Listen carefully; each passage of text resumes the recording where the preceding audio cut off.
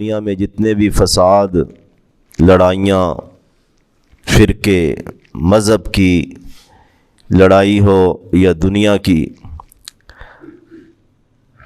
اس کے پیچھے اکثر جھوٹی خبر ہوتی ہے۔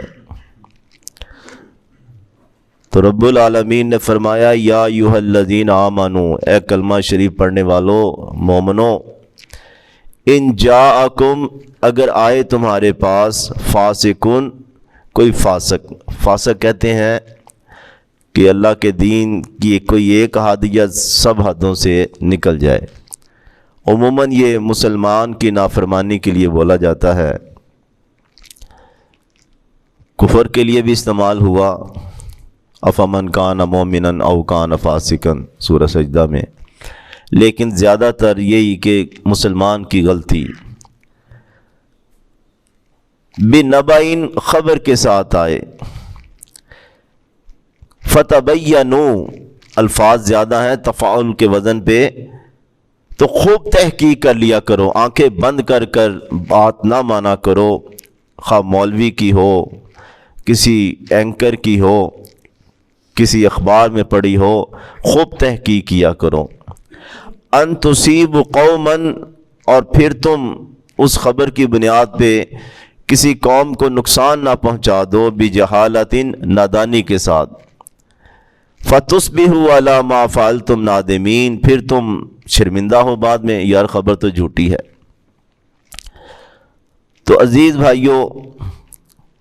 برادری میں، سیاست میں، مذہب میں اللہ رب العزت کا حکم ہے جو بھی سنو اس کی تحقیق کرو، اس مسئلے کی، اس بات کی تہ تک پہنچو۔ اگر اس کے اثرات زیادہ ہیں، ایک تو طرف معمولی بات چلو بندہ سنی انسنی کر دیتا ہے، اگر اس کے اثرات آپ کی آخرت پہ ہیں، آپ کی دنیا کے آرام پہ ہیں، تو پھر خوب تحقیق کرو۔ گھروں کی لڑائیاں بھی اسی طرح ہے، بہو نے یہ کہا، ساس نے یہ کہا، آنکھیں بند کر کے اگر بندہ مانتا ہے تو وہ تو بربادی ہے۔ اسی آیت کی روشنی میں ایک عظیم الشان امت کے اندر اصول، علم حدیث میں اصول حدیث اسی آیت کی روشنی میں بنایا گیا کہ جو بھی رسول اللہ صلی اللہ علیہ وسلم کے اقوال کو، افعال کو، آپ کے فرامین کو آگے پہنچاتا ہے، اس کی تحقیق کی گئی، جسے اصول حدیث کہا جاتا ہے۔ اور یہ بہت بڑا شرف ہے اس امت کو حاصل۔ پہلے قومیں اور امتیں تو اپنے نبی کے اوپر جو آسمانی کتاب نازل ہوئی تھی اس کی حفاظت نہیں کر سکے، اور اس امت کے علماء نے، لوگوں نے اپنی جانیں کھپا دیں، صرف رسول اللہ صلی اللہ علیہ وسلم کے فرامین صحیح حالت میں پہنچے آگے امت تک 1,00,000 بندوں کے بایو ڈیٹا اکٹھے کیے گئے، جس کو اسماء الرجال کا علم کہتے ہیں، جرح و تعدیل کا علم کہتے ہیں۔ 1,00,000 راوی کہ یہ صادق تھے یا کذب تھا، جھوٹ تھے، یہ عادل تھے یا فاسق تھے، ان کا حافظہ صحیح تھا یا نہیں تھا، ان پہ کوئی تہمت تو نہیں تھی، یہ امانت دار تھے یا خیانت کرنے والے تھے، یہ نام کیا تھا، اس کے باپ کا نام کیا تھا، اس کے بارے میں لوگوں کی رائے کیا تھی، اس کو کہتے ہیں جرح، پوری معلومات۔ جب کوئی رسول اللہ صلی اللہ علیہ وسلم کا فرمان کسی سند سے ملتا ہے تو 3-4 بندے آ جاتے ہیں نبی صلی اللہ علیہ وسلم تک بات پہنچتے، تو ہر بندے کو جب ٹک کر لے کہ نہیں یہ بھی کلیئر ہے، یہ بھی کلیئر ہے، اس کو کہتے ہیں کہ حدیث کی سند صحیح ہے۔ یہ نہیں کہ بس ہمارے سوشل میڈیا پہ اور اسی طرح خبروں پہ، یعنی کہ جس طرح ہو رہا ہے فساد، لڑائی جھگڑا، تو اللہ تعالیٰ تو آسمان سے کہہ رہے ہیں کہ ایمان والو، اگر تمہارے پاس کوئی فاسق خبر لائے تو خوب تحقیق کیا کرو، خوب تحقیق کیا کرو۔ اچھا، کئی لوگوں نے نا یہاں اس آیت میں ابن کثیر سے شروع ہوا سلسلہ، پھر اردو تفسیروں میں بھی، کہ یہ آیت ولید بن عقبہ کے بارے میں ہے کہ نبی صلی اللہ علیہ وسلم نے بنو مستلق کی طرف ان کو زکوٰۃ لینے کے لیے بھیجا، تو وہ ہتھیاروں سے سجا کے استقبال کے لیے آئے، تو پرانی قبیلے کی دشمنی تھی،